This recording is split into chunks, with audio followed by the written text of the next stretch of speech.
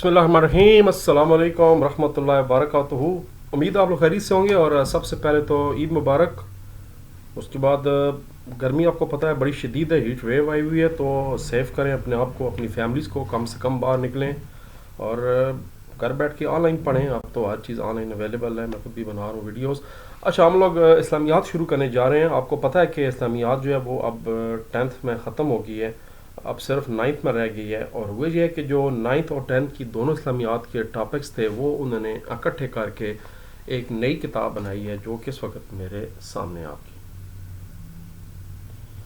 और अगर आप इसका देखें तो इसके अंदर जो है ना बहुत से लेसन जो हैं वो चैप्टर 9 के शामिल हैं और बहुत से लेसन चैप्टर 10 के शामिल हैं। कुछ लेसन ख़त्म कर दिए गए हैं और कुछ जो लेसन हैं उनको इकट्ठा जोड़ दिए गया है, यानी मर्ज कर दिए गया है। तो इस हिसाब से ये काफ़ी ज़्यादा सिलेबस बन जाता है, तकरीबन 50 के करीब जो है ये टॉपिक बन जाते हैं।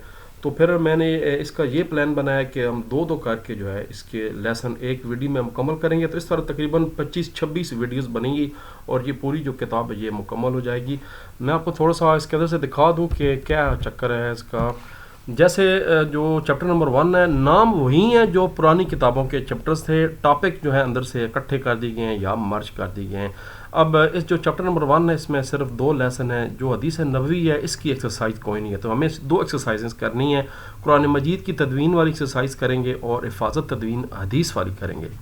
इस तरह अगर आप चैप्टर 2 की बात करें तो आप ये देखें बहुत बड़ा चैप्टर बन गया है। इसमें 1 2 3 4 5 ये लेसन हो गए, 6 7 8 9 लेसन हो गए। तो हम इसकी 5 वीडियोस बनाएंगे इस चैप्टर नंबर 2 की। इस तरह अगर आप चैप्टर नंबर 3 की बात करें जो सीरत नबी सल्लल्लाहु अलैहि वसल्लम के मुताल्लिक़ है, तो 6 लेसन ये हो गए, 3 वीडियो बन जाएंगी। और 6 लेसन ये हो गए, 3 वीडियो, तो 6 वीडियो सिर्फ चैप्टर नंबर 3 की बन जाएंगी। तो इस तरह पहले 3 चैप्टर की 6 और 5 11 और एक 12 वीडियोस बनती है। तो तकरीबन मैंने बताया जैसे कुल मिला के तकरीबन 25-26 जो है हमारी वीडियोस बन जाएंगी। तो फिर शुरू करते हैं बगैर कुछ देर किए। और चैप्टर नंबर 1 जो आपके सामने है, तो फिर लेट्स सी जी क्या सूरत हाल। तो फिर जनाब बिस्मिल्लाहिर्रहमानिर्रहीम, बाकायदगी से हम आगाज़ कर रहे हैं इस्लामियात की नई किताब। अच्छा, ये किताब सिर्फ पंजाब बोर्ड की रिकमेंडेड नहीं है बल्कि ये किताब फेडरल बोर्ड ने भी रिकमेंड कर दी है। अभी तक फेडरल बोर्ड ने अपनी जो है वो स्पेसिफिक किताब नेशनल बुक फाउंडेशन की तरफ से पब्लिश नहीं की, उनकी वही अलग-अलग किताबें मौजूद हैं। तो बहुत से स्कूल्स में जहाँ फेडरल बोर्ड का सिलेबस है वहाँ पर यही किताब पढ़ाई जा रही है। तो ये किताब दोनों हिसाब से बेहतर है और ईजी भी है बहुत। चैप्टर नंबर 1 का नाम है कुरान मजीद और हदीस नबवी सल्लल्लाहु अलैहि वसल्लम। इसमें हम दोनों असबाक करने जा रहे हैं। नीचे मैंने सबक मेंशन कर दिया ताकि आपको पता लगे कि ये वीडियो किसके मुतल्लिक़ है। सबक है कुरान मजीद की तदवीन, इसकी हिफाजत और हिफाजत तदवीन हदीस। अच्छा, ये जो किताब है इसका PDF अवेलेबल है पंजाब बोर्ड की वेबसाइट पर, अभी जो मैंने ओपन भी किए हुए है। तो इसका जो लिंक है मैं पोस्ट कर दूंगा और आप वहाँ से क्लिक करके इसको डाउनलोड भी कर सकते हैं। इसका जो डिस्क्रिप्शन है वो भी मैं उसमें जो लिंक है वो दे दूँगा। एक्सरसाइज पहले इसकी करते हैं, इसके MCQs करते हैं। दुरुस्त जवाब का इंतखाब करें। लफ्ज़ कुरान का मैनी है कसरत से पढ़ी जाने वाली किताब। तमाम इससे पहले कुरान पाक को मुख्तलिफ लबो लहजे से पढ़ा जाता था। कोई कुरैशी लबो लहजा था, कोई और लबो लहजे थे। तो हज़रत उस्मान गनी रज़ी अल्लाह ताला ने अपने दौरे मुबारक में तमाम मुसलमानों को एक ही क़रात और लहजे पर मुत्तफ़िक़ कर दिया। ये जो आज कुरान पाक हम लोग पढ़ते हैं, एराब लगे हुए हैं, ज़ेर ज़बर पेश वाला, ये एराब उसी तरह लगे हुए हैं जैसे कुरैशी लबो लहजा होता है। जंग यमामा में बहुत ज़्यादा तादाद में कुरान मजीद के जो हफ़ाज़ थे वो शहीद हो गए थे। इसलिए ज़रूरत महसूस होगी कि कुरान पाक को बाकायदा अब किताबी शक्ल में कहीं ना कहीं लिखा जाए और उसको महफूज किया जाए। जंग यमामा थी। हुकूमत सरपरस्ती में जनाब हज़रत अबू बकर सिद्दीक़ रज़ी अल्लाह तआला अन्हु की तरफ से कुरान मजीद की जमा तदवीन के लिए सरबराह मुकर्रर किया गया। किन को मुकर्रर किया गया? हज़रत ज़ैद बिन साबित रज़ी अल्लाह तआला अन्हु को मुकर्रर किया गया।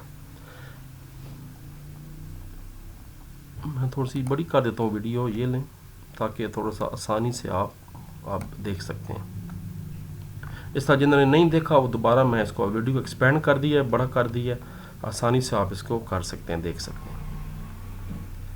हज़रत अबू बकर सिद्दीक़ रज़ी अल्लाह तआला अन्हु के दौर में जमा किए जाने वाला जो कुरान मजीद का नुस्खा था वो किन के पास था? वो हज़रत हिफ्सा रज़ी अल्लाह तआला अन्हु के पास था।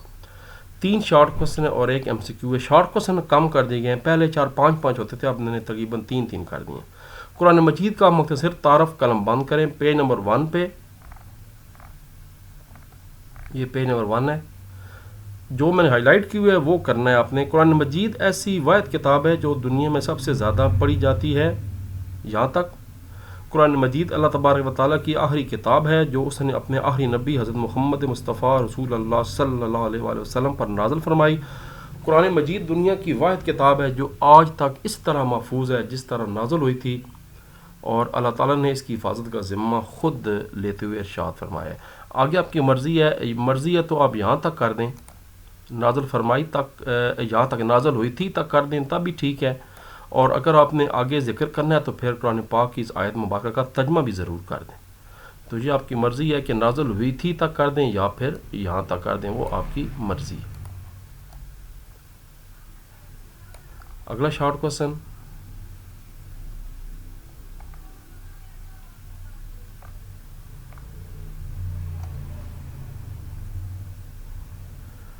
قرآن مجید ایک عالمگیر کتاب ہے, وضاحت کریں. قرآن مجید کی عالمگیریت کے بارے میں بتائیں. اگلا پیراگراف ہے یہ جی شارٹ کوسچن نمبر 2.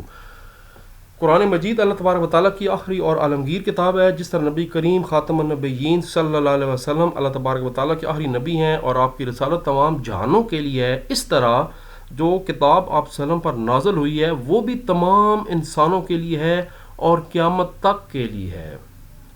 یہ تمام انسانوں کے لیے رشد و ہدایت کا سرچشمہ ہے. قرآن مجید کسی خاص قوم یا وقت کے لیے نہیں ہے بلکہ قیامت تک کے تمام انسانوں کے لیے رہنمائی کا ذریعہ ہے. یہی اس کی عالمگیریت ہے پورے عالم, پوری دنیا کے لیے. تیسرا شارٹ کوسچن ہے, حضرت عثمان غنی نے سب مسلمانوں کو ایک کرات پر کس طرح متحد کیے؟ یہ لفظ کرات ہے, یاد رکھیں. ہم لوگ عموماً جملہ کہتے ہیں جی فلاں بندے کی بڑی زبردست کرت ہے. کرت لفظ صحیح نہیں ہے, کرات لفظ ہے. وَإِذَا قَرَّأْتَ الْقُرْآنَ فَاسْتَعِذْ بِاللَّهِ. یہ جی یہاں سے شروع کریں گے. SQ3 یہاں سے آپ شروع کریں گے. حضرت عثمان غنی رضی اللہ تعالیٰ عنہ نے کہ عہد خلافت میں جب مختلف قراتوں اور لہجوں میں قرآن مجید کی تلاوت پر اختلاف پیدا ہوا تو انہوں نے ام المومنین حضرت حفصہ رضی اللہ تعالیٰ عنہ کے نسخے کی, یہ بھی MCQ بھی کر چکے ہیں, مختلف نقلیں تیار کر کے مختلف صوبوں کو بھجوا دیں اور سب مسلمانوں کو ایک قرات پر متحد کر دیا. اب جی لانگ کوسچن یہ کہ اس کی تدوین کے بارے میں بتائیں. جمع تدوین قرآن مجید کی تفصیل بیان کریں. کوشش کرنی ہم نے کہ اس کے 3-4 ہیڈنگ بنانے ہیں. ہیڈنگ میں نے یہاں پر نیچے آلریڈی مینشن کی ہیں. یہاں سے لانگ کوسچن شروع ہوگا. پہلے تو آپ بتائیں گے کہ آپ وسلم کے دور میں ہی اکثر صحابہ کرام قرآن مجید زبانی یاد تھا, وہ حافظ تھے. پھر قرآن مجید کے بعد قرآن آیات کو لکھوانے کا اہتمام بھی فرمایا کرتا. عموماً چمڑے پہ لکھا ہوا ہے. قرآن مجید عموماً پتھر کی سلوں پہ لکھا جاتا تھا, چمڑے پر, کھجور کی کھال پر, اونٹ کے شانے کی ایسی ہڈیوں پر لکھا جاتا تھا جو اس مقصد کے لیے تیار کی جاتی تھیں. یوں قرآن پاک کی تدوین ہونا شروع ہو چکی تھی. سرکاری سرپرستی میں جو باقاعدہ شروع ہوئی ہے وہ جنگ یمامہ کے بعد ہوئی ہے جب قرآن مجید کے سینکڑوں حفاظ شہید ہو گئے. تو یہ ایک نیا ہیڈنگ بنے گا, سرکاری سرپرستی میں قرآن مجید کی تدوین. یہاں ہیڈنگ بنے گا عہد رسالت میں قرآن مجید کی تدوین. یہ 2 ہیڈنگ بن گئے. پھر تیسرا ہیڈنگ بنے گا حضرت زید بن ثابت کے زیر جو ہے نا وہ تھا, جو انہوں نے اپنا پورا ایک سربراہی کمیٹی قائم کی اور انہوں نے قرآن مجید کی کو ایک باقاعدہ صحیفے کی صورت میں جمع کیا. تو یہ 3 ہیڈنگ بن جائیں گے. پھر چوتھا ہیڈنگ بن جائے گا قرات کے مسئلے کو حل کیا گیا حضرت عثمان غنی کے دور مبارک میں. 4 ہیڈنگ اس کے بن جائیں گے اور یہاں پر یہ لانگ کوسچن ختم ہو جائے گا. ایک ہمارا سبق مکمل ہو گیا. دوسرا ہمارا جو سبق ہے وہ ہے حدیث شریف کے بارے میں. اس میں بھی ہم یہ پڑھنے جا رہے ہیں کہ حدیث کیا ہوتی ہے, حدیث کی کتنی قسمیں ہیں, حدیث کی مشہور کتابیں کیا ہیں اور حدیث کو کیسے جمع کیا, کتنے دور ہیں. مگر پہلے اس کے MCQs کرتے ہیں.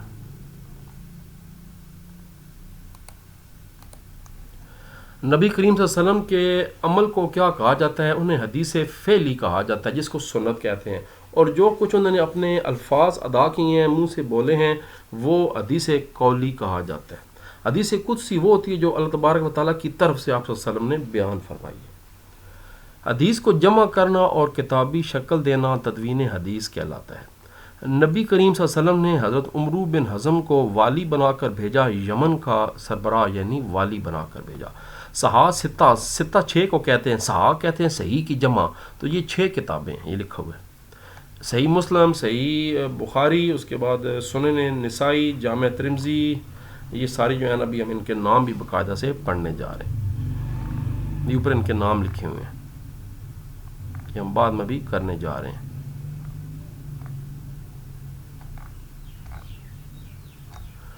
یہ لکھے ہوئے ہیں صحیح بخاری، صحیح مسلم، جامع ترمذی، سنن ابن داؤد. یہ بھی ہم ایک شارٹ کوسچن بھی کرنے جا رہے ہیں، اس لیے میں آپ کو یہاں سے نہیں کرانا چاہ رہا تھا کہ بعد میں شارٹ کوسچن کرتے ہیں. بہرحال یہ سارا یہاں پر لکھا ہوا ہے.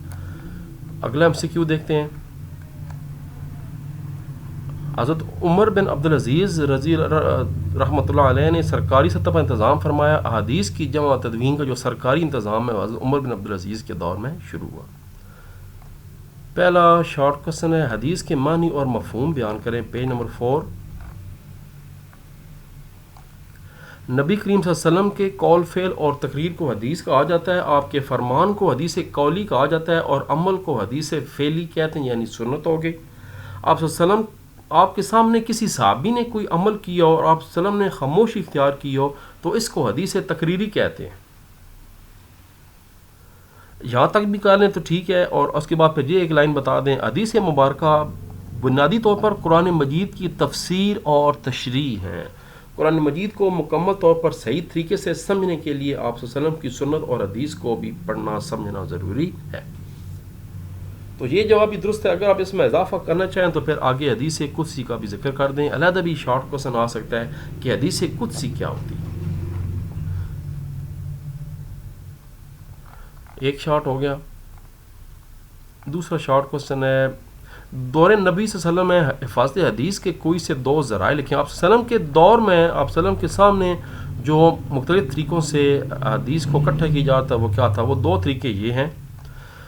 رسول اللہ صلی اللہ علیہ وسلم نے صحابہ کرام کی بھی حوصلہ افزائی فرمائی تھی کہ آپ صلی اللہ علیہ وسلم آپ خاتم النبیین کے فرامین کو یاد رکھنے کے ساتھ ساتھ تحریری شکل میں بھی اس کو محفوظ کریں.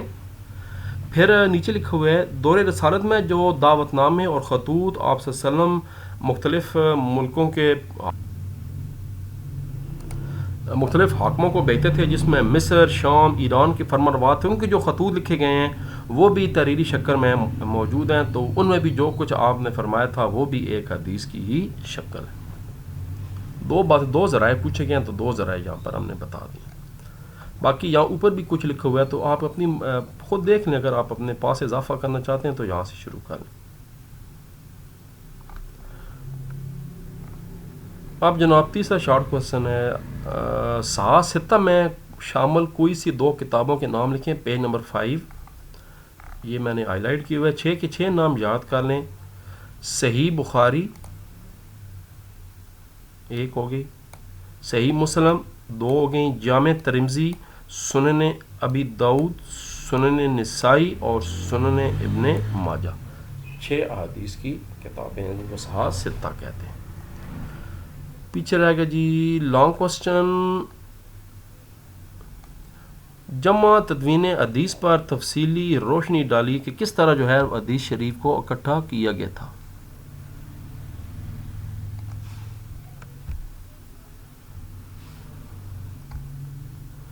اس کے جناب پیج نمبر 4 اور 5 پہ چلتے ہیں.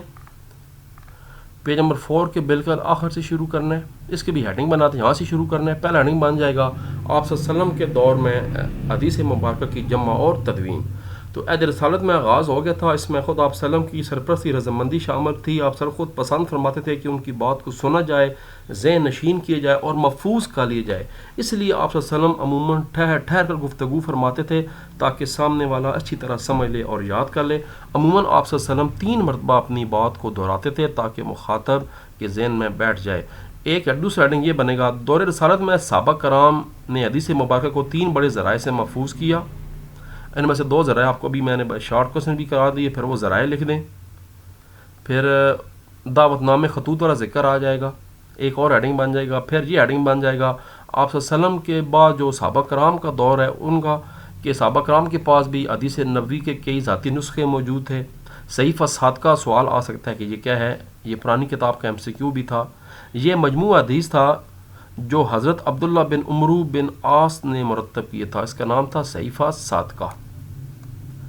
اس کے علاوہ حضرت ابو ہریرہ، حضرت علی مرتضیٰ اور حضرت عبداللہ بن مسعود رضی تعالیٰ عنہم کے پاس بھی حدیث مبارکہ کے نسخے موجود تھے۔ ایک اور ہیڈنگ بن جائے گا صحابہ کرام کے بعد تابعین کا دور، تابعین کے دور میں جو ہے وہ کس طرح جمع کی گئی، یہ ہیڈنگ بن جائے گا، اور اس میں پھر وہ ذکر آ جائے گا ساسطہ کا۔ اور اب جناب تیسرا ذریعہ جو ہم لوگ ہیں، امت ہے آپ صلی اللہ علیہ وسلم کی، انہوں نے بھی حدیثیں یاد کی ہوئی ہیں، اور وہ آگے سلسلہ چلتا جا رہا ہے۔ دور حدیث باقاعدہ ایک 6 سال کا کورس ہوتا ہے، ماسٹر ڈگری کے برابر ہوتا ہے، جس میں یہ ساری حدیث کے بارے میں پڑھایا جاتا ہے، سمجھایا جاتا ہے، انالائز کرنا سکھایا جاتا ہے کہ کس طرح حدیث کو انالیسس کرنی ہے، سارا کچھ۔ تو یہ جناب یہاں پر آ کے سوال ختم جائے گا، یعنی یہ پیج پورا کریں گے، اس میں یہ 5-6 ہیڈنگ بن گئے جو میں نے انڈر لائن کی ہوئے تھے، اور یہ جناب اوپر آپ کا یہاں سے شروع کر لانگ کوسچن۔ تو ایک ہماری ویڈیو مکمل ہو گئی ہے، ایک چیپٹر چھوٹا تھا یہ مکمل ہو گیا، اس میں 2 لیسن تھے۔ ہمارا جو اگلا چیپٹر ہے وہ بڑا چیپٹر ہے، اس میں ٹوٹل 5 ویڈیوز بنے گی، 2 اور ایک اکیلی بنے گی۔ یہ جو اگلا لیسن ہے حدیث مبارکہ والا، یہ آپ نے زبانی یاد لازمی کرنا ہے، یہ چھوڑنی نہیں ہے۔ یہ جو تیسرا لیسن ہے چیپٹر نمبر 1 کا، یہ ساری حدیثیں آپ نے ان کے ترجمے اور ان کا ترجمہ یاد کرنا ہے، اور تفسیر اگر ہے تو وہ یاد کریں کہ ترجمہ سارا یاد کرنا آپ نے۔ یہ حدیثیں کا ترجمہ جو ہے پیپر میں علیحدہ شارٹ کوسچن کے طور پر آ جائے گا۔ 11 حدیثیں یہ ہیں، 12 13 14 15، یہ جناب آپ کی 20 حدیثیں ہیں، دونوں کتابوں کی 10 ملا کے دے دی گئی ہیں۔ اس کے بعد یہ بھی یاد کر لیں، اور اللہ تبارک و تعالیٰ کے اسماء گرامی جو ہے، اسماء الحسنہ جن کو کہا جاتا ہے، وہ بھی یاد کر لیں، ان کا ترجمہ آ سکتا ہے MCQs میں۔ یہ ٹوٹل جو ہے نا 40 سلیبس میں دیے گئے ہیں۔ آپ دیکھیں اس چیپٹر کی ایکسرسائز کوئی نہیں ہے، تو پھر آپ نے اپنے طور پر یہ ساری حدیثیں اور اللہ تبارک و تعالیٰ کے جو ہے وہ اسماء الحسنہ یاد کرنے۔ ہم جناب نیکسٹ ویڈیو میں شروع کریں گے ایمانیات، عبادات، عقیدہ، توحید، رسالت، یہ ایک ویڈیو بنائیں گے، اور یہ سلسلہ آگے چلتا رہے گا۔ تو تب تک کے لیے اجازت، اللہ تبارک و تعالیٰ ہم سب کا حامی اور ناصر ہو۔ درود شریف پڑھتے رہا کریں۔ پاکستان زندہ باد۔